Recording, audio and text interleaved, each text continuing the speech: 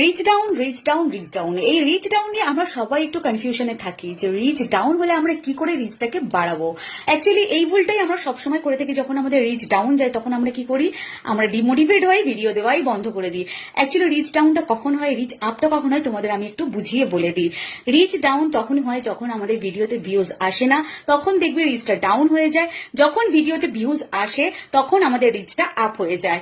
আর আমরা মনে করি রিচ বাড়লে তখন আমাদের ভিডিওর ভিউজ আসবে, রিচ ডাউন থাকলে আমাদের ভিডিও কোনোদিনও ভাইরাল হবে না। এটা ভুল কথা।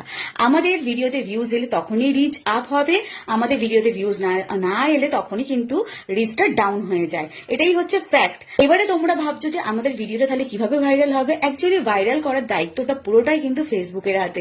ফেসবুক যতক্ষণ না চাইবে ততক্ষণ কিন্তু ভিডিও আমাদের ভাইরাল হবে না। কন্টেন্টের ওপর নির্ভর করে আমাদের কন্টেন্ট কতটা ভালো, মানুষ কতটা দেখছে, কতটা ভালোবাসছে আমাদের কন্টেন্টকে, তার উপরে কিন্তু ফেসবুক টক করে রিচটা বাড়িয়ে দেয়, তখনই ভিউজটা চলে আসে। আর ভিউজ আসা মানেই রিচটা আপ হয়ে যাওয়া।